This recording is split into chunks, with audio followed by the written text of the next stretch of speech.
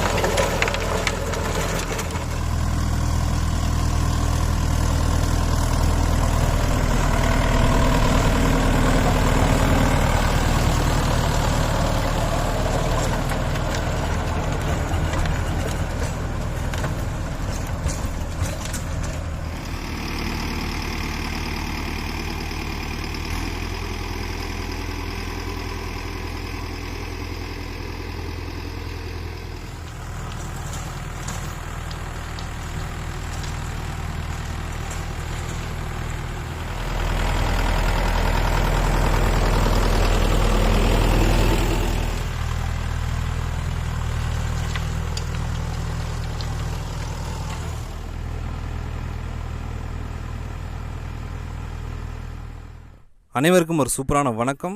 இன்றைக்கி நம்ம வீடியோக்குள்ள என்ன பார்க்க போகிறோம் அப்படின்னு பார்த்தீங்கன்னா, நம்ம அதாவது பார்த்திங்கன்னா அதுக்கு முன்னாடி எங்கே வந்திருக்கோம் அப்படின்னு பார்த்தீங்கன்னா, மேச்சேரி இருக்குது இல்லையா, நம்ம சேலம்லேருந்து மேட்டூர் போகிற வழியில் மேச்சேரின்னு சொல்லிட்டு ஒரு ஊர் இருக்குது. அங்கே தான் வந்திருக்கோம். எதுக்காக அப்படின்னு பார்த்தீங்கன்னா, நம்ம பக்கத்தில் இருக்குது பார்த்திங்களா, மகேந்திராவோட யுவோ டெக் 575 இந்த வண்டி பார்த்தா நம்ம கன்சூமர் ஃபீட்பேக் கேட்க வந்திருக்கோம்.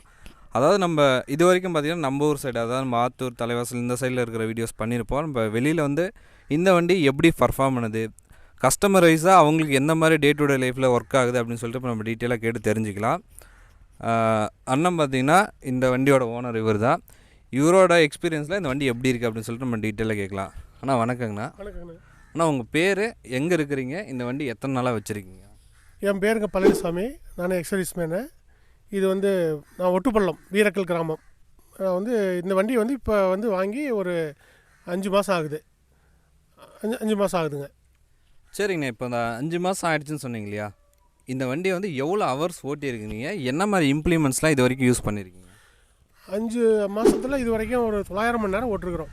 இம்ப்ளிமெண்ட்டு 5 கலப்பை, ரொட்டேட்ரு, அப்புறம் செக்கு மட்டை அரைக்கிற மிஷினு, அப்புறம் ரொட்டேட்ரு, கலப்பை, பார் போடுறது எல்லாமே யூஸ் பண்ணுறோம். எந்த இதுலேயும் பின் வாங்குறதில்ல. 4 வீல் மூவிங்கிறதுனால நல்லா எங்களுக்கு ஸ்டாண்டர்டாக இருக்குது, சாட்டிஸ்ஃபைடாக இருக்குது. ஆனால் அதே மாதிரி பார்த்தீங்கன்னா, இப்போது அதாவது நம்ம தமிழ்நாட்டிலாம் எடுத்துக்கிட்டிங்கனாலே மார்க்கெட்டில் எக்கச்சக்கமான வண்டி ஆப்ஷன்ஸில் இருக்குது. மகேந்திரா விட பார்த்திங்கன்னா நிறைய வண்டிஸ் மார்க்கெட்டில் இருக்குது. பர்டிகுலராக நீங்கள் மகேந்திரா பிராண்டை சூஸ் பண்ணுறதுக்கு என்ன ரீசன்? சார், நான் வண்டி இது வரைக்கும் நான் ஓட்ட தெரியாது. இந்த வண்டி எக்ஸர்வீஸ்மேனாக ரிட்டையர்ட் ஆகி எனக்கு ஒரு ஆர்வம் வந்தது டிராக்டர் வாங்கலான்னு. அப்போ நான் சின்ன மினி டிராக்டரில் ஒரு மகேந்திரான்னு ஒன்று வாங்கினேன். அதுக்கப்புறம் பெரிய வண்டி வாங்கினேன், வேறு கம்பெனியில் வாங்கினேன். எனக்கு அந்த வண்டி எனக்கு சாட்டிஸ்ஃபைட் ஆகலை. அப்புறம் அதுலேருந்து அந்த வண்டியை சேல் பண்ணிட்டு வேறு வண்டி வாங்கினா அதுவும் சாட்டிஸ்ஃபைட் ஆகலை. அதுக்கப்புறம் மகேந்திரா சின்ன வண்டி வச்சதுனால எனக்கு அதில் ஒரு இன்ட்ரெஸ்டிங் இருந்தது. மகேந்திரா சர்வீஸு, மற்றபடி பர்ஃபார்மன்ஸு சொன்னால் உடனே சர்வீஸ் பண்ணி தராங்க. அந்த இதில் எனக்கு ரொம்ப ஆர்வமாக இருந்ததுனால நான் எல்லாமே மகேந்திரா வச்சுக்கிறேன். என்கிட்ட இப்போ 4 வண்டி இருக்குது. என்கிட்ட 575, 585, 24 HP இருக்குது, 28 HP இருக்குது. சார், அதே மாதிரி பார்த்தீங்கன்னா இப்போ மகேந்திராவிலே பார்த்தீங்கன்னா நிறைய மாடல் இருக்குது. 575லே பார்த்தீங்கன்னா பூமிபுத்ரா இருக்குது, சர்பாஞ்ச் இருக்குது, நிறைய மாடல் இருக்குது. நீங்கள் இந்த டெக் ப்ளஸ் எடுக்கிறதுக்கு என்ன ரீசன்? டெக் ப்ளஸ் எடுக்கிறதுக்கு காரணம் என்னென்னா, எனக்கு மைலேஜ், நல்ல மைலேஜ். எனக்கு ரொட்டேட்டருக்கு ஒரு 3 லிட்டர் தான் தருது. கலப்பைக்கு 4 லிட்ரு, 5 கலப்பைக்கு 3 to 4க்குள்ளே தான் வருது. அதனால் டெக் ப்ளஸ் ரொம்ப பிடிச்சிருக்கு எனக்கு. சரி, இது வாரண்டி எனக்கு 6 வருஷங்கிறதுனால எனக்கு ரொம்ப சந்தோஷமாக இருந்தது. அதனால் நான் இந்த வண்டி சூஸ் பண்ணேன் நான். அதே மாதிரி பார்த்தீங்கன்னா, இப்போ மகேந்திராலே வேறு வண்டி அந்த பூமிபுத்ரா இந்த மாடலுக்கும் யுவோ மாடலுக்கும் பார்த்தீங்கன்னா அந்த கம்ஃபர்ட் வைஸாக நல்லாயிருக்கும். வைப்ரேஷன் கம்மியாக இருக்கும். இந்த பிளாட்ஃபார்ம் ஈஸியாக இருக்கும் நம்ம அக்சஸ் பண்ணுறதுக்கு. அது உங்களுக்கு எப்படி இருக்குது? சார், எனக்கு இந்த வண்டி தான் எனக்கு மற்ற மகேந்திராவிலேயே மற்ற வண்டியை விட இது கீர் சிஸ்டமோ இல்லை கிளச்சியோ எல்லாமே இதுதான் ரொம்ப சாட்டிஸ்ஃபைடாக இருக்குது. இதில் உட்காந்து வைப்ரேஷன் அதிகம் கிடையாது. ஆள் களைச்சி போகிறதில்ல. நீங்கள் 8 மணி நேரம் 10 மணி நேரம் ஓட்டினாலுமே இதில் எந்த கலப்பும் தரதில்லை, ஹீட் ஆகிறதில்ல. அதனால் இதனால தான் இந்த வண்டியை நான் வச்சுருக்கேன் நான். சார் அதேமாதிரி பார்த்தீங்கன்னா இப்போ ரொட்டவேட்டர் இருக்கு இல்லையா, நீங்கள் வந்து ரொட்டவேட்டரில் எத்தனை பிளேடு யூஸ் பண்ணுறீங்க? இது 42 பிளேடு யூஸ் பண்ணுறோம் நாங்கள். உங்களுக்கு ரொட்டவேட்டர் யூஸ் பண்ணும்போது பார்த்தீங்கன்னா ஆவரேஜாக உங்களுக்கு எந்த அளவுக்கு மைலேஜ் வந்து இதில் கிடைக்குது? ஸோ ரொட்டேட்டருக்கு வந்து இதை விட ஹெவி ரொட்டேட்டர் இருக்குது. அதையும் போட்டு பார்த்தோம், இதையும் போட்டு பார்த்தோம். 3 லிட்டர் தான் மினிமம் வருது. 600 கிலோவில் ஒரு ரொட்டேட்டர் இருக்குது, 450 கிலோவில் ஒரு ரொட்டேட்டர் இருக்குது. அந்த 600 கிலோ ரொட்டேட்டரையே நாங்கள் வந்து எனக்கு வந்து மினிமம் 3 லிட்டர் தான், 3 லிட்டர் டீசல் தான் எனக்கு செலவாகுது. சார் அதேமாதிரி பார்த்தீங்கன்னா இப்போது அதாவது நிறைய பிராண்ட் நம்ம வந்து நிறைய இடத்துல இன்டர்வியூ பண்ணியிருக்கோம். அவங்க வந்து பார்த்திங்கன்னா இப்போ 5 கலப்பை ஓட்டுறாங்க இல்லையா, 5 கலப்பை ஓட்டும்போது பார்த்திங்கன்னா டயர் வந்து ரொம்ப ஸ்லிப் ஆகுது அப்படின்னு சொல்லிட்டு நிறைய பேர் சொல்லுவாங்க. இந்த மகேந்திரா வண்டியில் உங்களுக்கு அது எந்த அளவுக்கு இருக்குது? ஸோ மகேந்திரா இதுக்கு முன்னாடி வேறு ஒரு கம்பெனி வந்தாங்க.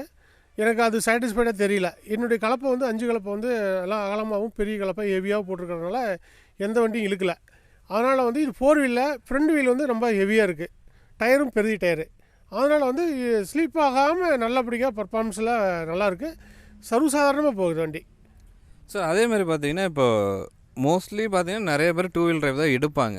நீங்கள் ஏன் அந்த 4 வீல் டிரைவ் எடுக்கிறதுக்கு என்ன ரீசன்? ஸோ இதில் வந்து எந்த சேரோ இல்லை மற்றபடி எவ்வளோ மலன் காடோ எதுவாக இருந்தாலும் ஸ்லீப் ஆகாமல், அதாவது டிரைவருக்கு வந்து எந்த கஷ்டம் இல்லாமல் சாதாரணமாக போகிறது 4 வீல் எடுத்துருக்குறோம். நாங்கள் 4 வீல் எடுத்துருக்குறோம்.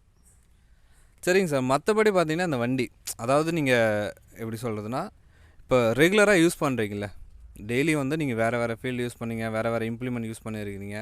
அது இப்போ நீங்கள் ஒரு ஹேண்டில் பண்ணுறீங்களே, இப்போ ஒன்று கழட்டி மாட்டுறோம், இப்போ ரொட்டவேட்டர்லேருந்து கலப்பை கழட்டி மாட்டுறீங்க, இந்த மாதிரி பண்ணும்போது டே டு டே லைஃப்பில் வந்து உங்களுக்கு எந்த அளவுக்கு இப்போ ஈஸியாக இருக்குங்களா, கொஞ்சம் சிரமப்படுற மாதிரி அந்த மாதிரி? இல்லை, அந்த மாதிரிலாம் ஒன்றும் இல்லை.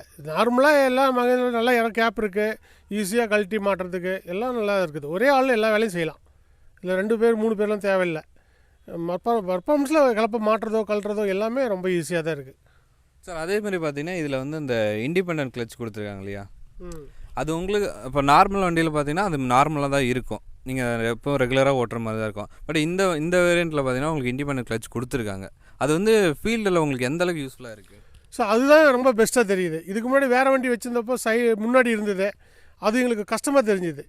இது சாதாரணமாக இது வந்து எங்களுக்கு வேலை செய்கிறதுக்கு இது வந்து இப்போ டிரைவருக்கு ரொம்ப ஃப்ரீயாக இருக்குது, சைடில் ஈஸியாக வேலை நடக்குது. இதில் அதேமாதிரி பார்த்தீங்கன்னா இதில் சைட் ஷிஃப்ட் கியர் இருக்குது, ஓகேங்களா. அந்த பூமி புத்திரமாலே சன்ட்ரி கியர் தான் வரும், இந்த சுராஜ் இந்த மாதிரிலாம் சன்ட்ரி கியர் வரும்.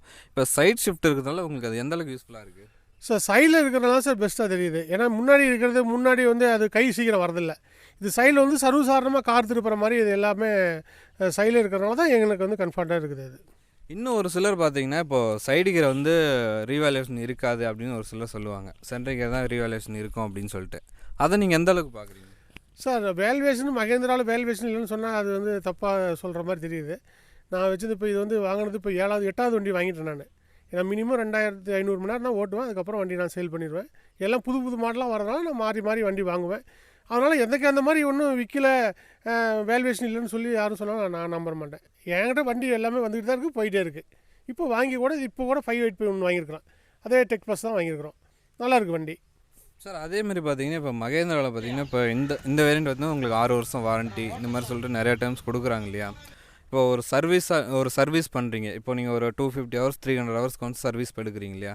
ஒன்ஸ் நீங்கள் இப்போ சர்வீஸ் பண்ணுறீங்கன்னா உங்களுக்கு எவ்வளோ செலவாகுதுங்க சார்? வந்து fork oil, front wheel fork oil மாற்றி எல்லாம் பண்ணோம்னா இன்னும் 12 ரூபா வந்துடும், 12,000 ரூபாய்க்கு வந்துடும். சாதாரண பண்ணால் இது ஒரு 3500 4000 ரூபாய்க்குள்ளே தான் வருது எல்லாமே. நம்ம மாற்றுறது பொறுத்துக்கு ஆயில் மாற்றுறது இது என்னென்ன மாத்திரங்கிறது தான் வருது. இவ்வளோ தான் ஆகும்லாம் சொல்ல முடியாது. ஏன்னா ஆயில் மாத்திரம், கிளச் ஆயில் மாத்திரம், கீர் ஆயில் மாத்திரம், இப்போ மாற்றும் போது நமக்கு அதுக்கு தகுந்த மாதிரி எக்ஸ்பெண்டிச்சர் வரும். அதில் நம்ம வண்டி ஓட்டும் போது நம்ம அதை பண்ணி தான் ஆகணும். சார் அதேமாதிரி இப்போது அதாவது நம்ம மகேந்திரா டீம் இருக்காங்க இல்லையா, அவங்க வந்து உங்களுக்கு எந்த அளவுக்கு சர்வீஸ் சப்போர்ட் பண்ணி கொடுக்குறாங்க? சார் மகேந்திராவில் இப்போ நான் வந்து நாளைக்கு சர்வீஸ் பண்ணணும்னா நான் ஒரு நாளைக்கு அட்வான்ஸாக சொல்லிட்டேன்னா எனக்கு உடனே இன்ஃபர்மேஷன் வந்துடும். ஆஃபீஸ்லேருந்து உடனே கூப்பிட்டு கேட்பாங்க. வந்து ஜிஎம் அர்ஜுனன் வருவார், அவர் கூட இன்னும் ஏரியா சேல்மேன் இருக்கார், அவரும் வந்துடுவார். எல்லாருமே வந்துடுவாங்க. சர்வீஸ் டைமில் எல்லாமே கரெக்டாக பர்ஃபார்மாக வந்துடுறாங்க. எனக்கு சொன்ன டைமில் எனக்கு சர்வீஸ் பண்ணி தராங்க எனக்கு. சார் அதேமாதிரி உங்கள் ஏரியாவில் எந்த மாதிரி ஃபீல்டுங்க சார் அதிகமாக ஓட்டுவீங்க? இப்போ வந்து ட்ரை லேண்ட் ஓட்டுவீங்களா, வெட் லேண்டா, இல்லை மட் ஃபீல்டு அதிகமாக ஓட்டுவீங்களா அந்த மாதிரி? சார் எனக்கு வந்து ட்ரை லேண்ட் தான் அதிகமாக இருக்குது. மணல் காடு, கல் காடு எல்லாமே கலந்து தான் இருக்குது, ஒரே மாதிரி எல்லாமே கிடையாது. அதில் வந்து பர்ஃபார்ம்லாம் எதுவுமே மகேந்திரா கூட்டது எதுவுமே எனக்கு தெரிஞ்ச வரைக்கும் இல்லை. மற்ற வண்டி எப்படின்னு தெரியாது எனக்கு. சார் அதே மாதிரி பார்த்தீங்கன்னா இப்போ நீங்கள் அந்த சேடெல்லாம் ஓட்டுறீங்களா, சேடைக்கு போகிறீங்களா, நீங்கள் ஆஃப் கேஜுவல் மாதிரி போட்டு ஓட்டுவீங்களா இல்லை டயரில் ரொட்டோவேட்டர் மாதிரி போட்டு ஓட்டுவீங்களா? எப்படி இது புரியல எனக்கு. சார் இப்போ இந்த சேடை ஓட்டுறீங்களா நெல் நடுறதுக்கு, ஆமாம். அது வந்து ஒரு சிலர் இப்போ எங்கள் ஏரியா சைட்லாம் பார்த்தீங்கன்னா கேஜுவல் போடுவாங்க, ரொட்டோவேட்டர் டேரெக்டாக போட்டு ஓட்ட மாட்டாங்க. ஒரு சில ஏரியாலாம் டயரில் பேக்கில் ரொட்டோவேட்டர் போட்டு ஓட்டுவாங்க. இன்னும் ஒரு சிலர் பார்த்தீங்கன்னா இதுலேயே ஆஃப் கேஜுவல் டயரோட ஆஃப் கேஜுவல் போட்டு ஓட்டுவாங்க. இப்போ உங்கள் ஏரியாவில் எந்த மாதிரி அது மாதிரி ஓடுது? சார் நான் வந்து என்னென்னா எனது எல்லாமே புது வண்டிங்கிறதுனால நான் வந்து சேரில் இறக்குறதில்ல. இதுதான் மெயின் ப்ராப்ளம். ஏன்னா வந்து புது வண்டியில் விட்டோம்னா பேரிங்லேருந்து தண்ணி மண்டி போயிடும், சேர் போயிடுங்கிறனால நான் பெரும்பாலும் நான் சேத்துக்கு போகிறதில்ல. நார்மலான உழவு தான் நாங்கள் போகிறோம். மகேந்திராவில் ஏற்கனவே ஏதாவது வண்டி சேத்துல ஓட்டியிருக்கீங்களா? இல்லை சார், நாங்கள் இது வரைக்கும் நாங்கள் ஓட்டினில்லை. மற்றபடி இந்த வண்டியில் பார்த்தீங்கன்னா உங்களுக்கு ஏதாவது எல்லாமே சொல்லிட்டீங்க. இப்போ குறைன்னு சொல்லிட்டு இந்த வண்டியில் ஏதாவது நீங்கள் ஃபேஸ் பண்ணி சார் குறைன்னு இது வரைக்கும் எதுவும் வரல. இதுக்கு மேலே எப்படி தெரியாது. இது வரைக்கும் வரல. வாங்கினது வந்து 5, 6, 7 வண்டி வாங்கிட்டோம். எந்த குறையும் இது வரைக்கும் வரல. சார் அதேமாதிரி பார்த்தீங்கன்னா மகேந்திரா இப்போ மற்ற எல்லா பிராண்டை கம்பேர் பண்ணும்போது மகேந்திரா எப்போவுமே டாப்பில் தான் இருக்காங்க இல்லைங்களா? எதனாலன்னு நினைக்கிறீங்க? அது அவங்க இனிமேல் அந்த நம்பர் 1 பொசிஷனில் இருக்கிறதுக்கு என்ன ரீசன் நினைக்கிறீங்க? சார் நம்பர் 1 இது நல்ல சர்வீஸு, வண்டி ஸ்டாண்டர்டாக இருக்குது, நாம் நினைக்கிற மாதிரி வண்டி இருக்குது, அதுதான் மெயின். சார் அதே மாதிரி முக்கியமாக பார்த்தீங்கன்னா இப்போ ஒரு வண்டி நம்ம மார்க்கெட்டில் சக்ஸஸ் ஆகணும் அப்படின்னா இதோட ஸ்பேர்ஸ் அவைலபிலிட்டி வந்து நம்ம ஈஸியாக லோக்கல்லே அக்சஸ் பண்ணுற மாதிரி இருக்கணும். அதே மாதிரி இப்போ ஒரு ஏதாவது சின்ன சின்ன ப்ராப்ளம் அப்படின்னாலும் நம்ம ஒன்றுக்கும் ஷோரூம் போக முடியாது. சின்ன சின்ன லோக்கல் மெக்கானிக்கே அதை சர்வீஸ் பண்ணுற மாதிரி இருக்கணும். சரிங்களா? அந்த வகையில் உங்களுக்கு ஸ்பேர் அவைலபிலிட்டியாக இருக்கட்டும், இல்லை லோக்கல்ஸ் மெக்கானிக்காக இருக்கட்டும், இது மாதிரிலாம் எப்படி உங்களுக்கு அக்சஸ் பண்ண முடியும்? ஸோ சர்வீஸுங்கிறது வந்து பேரண்ட்ஸ்லாம் இது வரைக்கும் எதுவுமே எனக்கு வந்து கிடைக்கல, இல்லாமல் வண்டி நின்றுச்சுன்னு இது வரைக்கும் நான் மாதிரி சொல்லவும் இல்லை, இந்த மாதிரி நடக்கவும் இல்லை. சொன்னோம்னா அடுத்த நாளே வந்து மாற்றிட்டு போயிடுறாங்க. பேர் பார்ட்ஸ்லாம் எல்லாம் ரொம்ப ஈஸியாக கிடைக்கிது. சாதாரணமான கடையிலையும் கிடைக்கிற மாதிரி தான் இருக்குது எனக்கு தெரிஞ்ச வரைக்கும். இது வரைக்கும் அந்த மாதிரி ஹெவியான ஒரு ஒர்க்கு வரல. மற்றபடி எந்த இதுவும் இல்லை. சரிங்க சார். இப்போ வந்து ஒருத்தர் உங்களுக்கு தெரிஞ்சவங்களாக இருக்கட்டும், இல்லை உங்கள்கிட்ட யாராவது ஒரு சஜஷன் கேட்குறாங்கன்னு வச்சுங்களேன், ஒரு 45லேருந்து ஒரு 50 HP கேட்டகரிக்குள்ளார ஒரு வண்டி எடுக்கணும் அப்படின்னா நீங்கள் எந்த வண்டியை சூஸ் பண்ணுவீங்க? சார் இப்போ வந்து அவங்களுடைய கெப்பாசிட்டி பொறுத்து. இப்போ வந்து நார்மலாக என்ன நிறைய பேர் இருக்கிறவங்க என்கிட்ட வந்து தான் பார்க்குறாங்க, என் வண்டி ஓட்டி தான் பார்க்குறாங்க. டெமோ வந்து என் வண்டி பார்த்துட்டு அதுக்கப்புறம் தான் போய் வண்டி எடுக்க போகிறாங்க. நிறைய பேர் இந்த மாதிரி வண்டி பார்த்துட்டு எடுத்திருக்காங்க. 47க்கு மேலே எத்தனை HP எடுத்தாலும் நல்லாயிருக்கு வண்டி. நீங்கள் பர்டிகுலராக உங்களோட சஜஷன் இந்த பிராண்டை சூஸ் பண்ணால் நல்லாயிருக்கும், ஃப்யூச்சர்லேயும் நல்லாயிருக்கும், ரீவேல்யூஷன் நல்லாயிருக்கும், அந்த மாதிரினா எதை சூஸ் பண்ணுவீங்க? நான் அப்படி சொல்கிறதே எல்லாத்துக்கிட்டையுமே நான் வச்சுருக்கிறது 3 வண்டி வச்சுருக்கேன். 3 வண்டியுமே மகேந்திராவில் 4 வீல் டிரைவில் தான் வச்சுருக்கேன். அதனால் எனக்கு நான் பெரும்பாலும் அட்வைஸ் பண்ணுறது மகேந்திரா நல்லா இருக்குது, வேல்யூவேஷன் இருக்குது, வண்டியினுடைய சர்வீஸும் நல்லா இருக்குதுன்னு தான் நான் எல்லாத்துக்கிட்டையும் அட்வைஸ் பண்ணுறது. என்னை வந்து கண்டிப்பாக என்ன எல்லோரும் வந்து பார்க்குறாங்க, வண்டியும் பார்த்துட்டு தான் போகிறாங்க. அதே மாதிரி பார்த்தீங்கன்னா இப்போது ஒரு சில வண்டிலாம் பார்த்தீங்கன்னா அந்த ஹீட்டிங் இஷ்யூ இருக்கும். நம்ம கண்டினியூஸாக நம்ம லாங் ஒரு 8 hours 10 hours அந்த மாதிரி ரன் பண்ணுறீங்க அப்படின்னா இந்த இன்ஜின் ஹீட்டை வந்து உள்ளே வரும். அந்த மாதிரி இந்த வண்டியில் எதாவது ஃபேஸ் பண்ணியிருக்கீங்களா? சார் அந்த மாதிரி ஒன்றும் இல்லை. நாங்கள் மினிமம் 11 மணி நேரம் வரைக்கும் நாங்கள் ஓட்டியிருக்கிறோம். காலையில் ஆரம்பித்து நைட்டு வரைக்கும் ஓட்டிருக்கிறோம். அந்த மாதிரி ஒரு ஹீட்டு வரல. அந்த மாதிரி அதே மாதிரி டெம்பரேச்சர் ரைஸ் ஆகுறது இந்த மாதிரி இல்லை, அந்த மாதிரிலாம் ஒன்றும் இல்லை. கரெக்டான என்ன டெம்பரேச்சர் காலைல ஆரம்பிக்கிறோமோ அது சாயந்தரம் வரைக்கும் அதே டெம்பரேச்சர் தான்.